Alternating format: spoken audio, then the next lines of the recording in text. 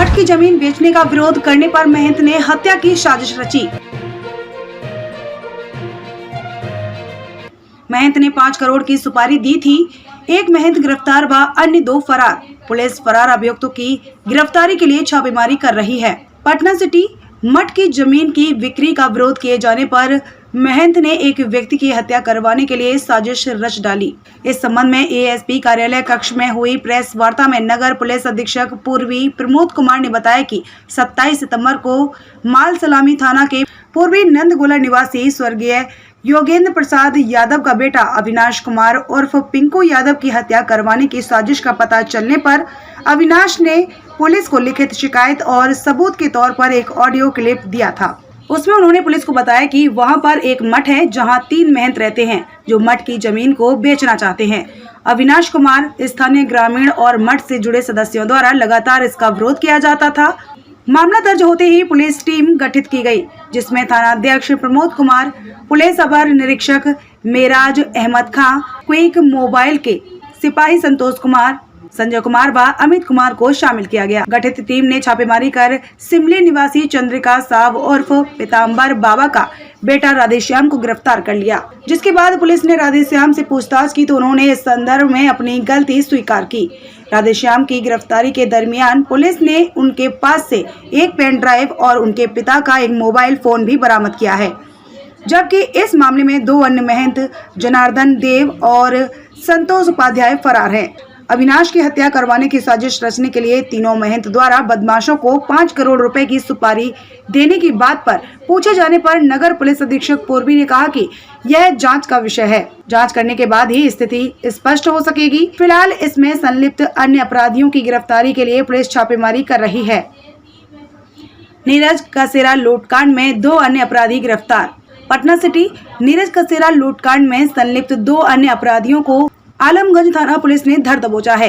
इस संबंध में सिटी एसपी पूर्वी प्रमोद कुमार ने बताया कि मंगलवार को पुलिस को गुप्त सूचना मिली थी कि उक्त कांड में शेष 2 अन्य अपराधी गुलजार बाग हाट के पास किसी अप्रिय घटना को अंजाम देने के लिए एकत्रित हुए हैं। प्राप्त सूचना की पुष्टि करते हुए थानाध्यक्ष अभिजीत कुमार के नेतृत्व में एक टीम गठित की गई। टीम ने त्वरित कार्रवाई करते हुए घेराबंदी कर दोनों अभियुक्तों को पकड़ लिया। पकड़े गए दोनों अभियुक्त लूटकांड में अपनी संलिप्तता स्वीकार की है। पकड़े गए दोनों अभियुक्तों ने लूटकांड में अपनी संलिप्तता स्वीकार की है। सिटी एसपी पूर्वी ने गिरफ्तार अभियुक्तों की पहचान खाजे कला थाना की दुल्ली घाट दीवान मोहल्ला निवासी स्वर्गीय उमाशंकर गुप्ता का बेटा अनिल कुमार और कारू राय का बेटा शिवम कुमार के रूप में की है। विदित हो कि 22 जुलाई 2022 की रात अपराधियों ने बेलवरगंज स्थित राधा कृष्ण मंदिर के पास नीरज कसेरा को चाकू मारकर जख्मी कर उनसे 30,000 रुपए नगद, गहने में पहने चांदी का लॉकेट व मोबाइल फोन लूट लिया था। इस मामले में पुलिस ने तत्परता दिखाते हुए 4 अपराधियों को गिरफ्तार किया था। इस दौरान पुलिस ने लूटी गई मोबाइल, पर्स एवं 1500 रुपए भी बरामद किया था। इसमें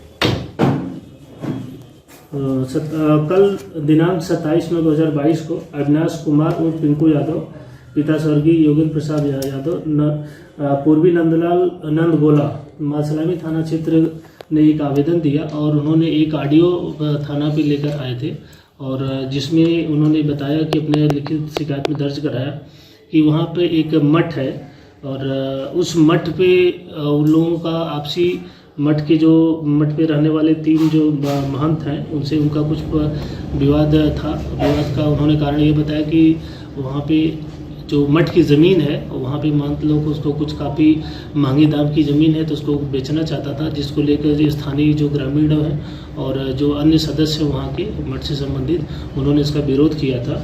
तो उसी के क्रम में जो है जो मठ के महंत हैं जिसमें से एक है राधेश्याम, पिता चंद्रिका साव, पता सिमली थाना मालसलामी और दूसरा महंत जनार्दन देव और तीसरा महंत संतोष उपाध्याय।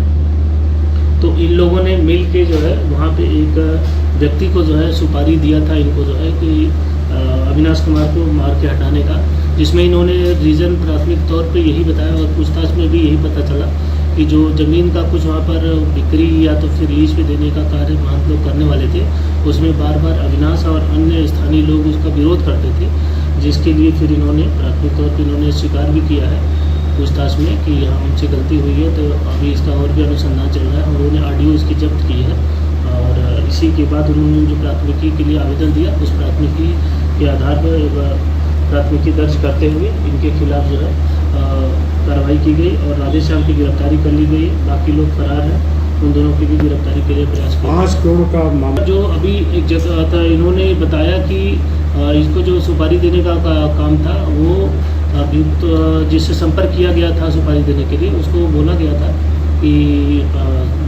5 करोड़ रुपए के जो है अगर इनको मार दिया जाता है तो 5 करोड़ रुपए उनको दिया जाएगा। लेकिन अभी अन्य बिंदु हम लोग जांच कर रहे हैं, इसमें जो भी सबूत होंगे उसको जो है इस अनुसंधान में शामिल किया जाएगा। महंत नहीं, इसमें मुख्य रोल जो है महंत जो संतोष उपाध्याय, राधेश्याम और महंत जनार्दन देव, तीनों का मुख्य रोल है और अन्य कौन कौन लोग शामिल हैं आगे अनुसंधान में इसको देखा जाएगा। कितने की गिरफ्तारी हुई है सर? अभी एक की गिरफ्तारी सुनिश्चित की गई है राधेश्याम की, बाकी लोगों को अभी गिरफ्तारी का प्रयास किया जाएगा। ऐसा कोई अभी हमारे पास इनका आपराधिक इतिहास नहीं है, आगे जांच किया जाएगा और अगर किसी थाना में इनसे संबंधित कोई कितनी जमीन है?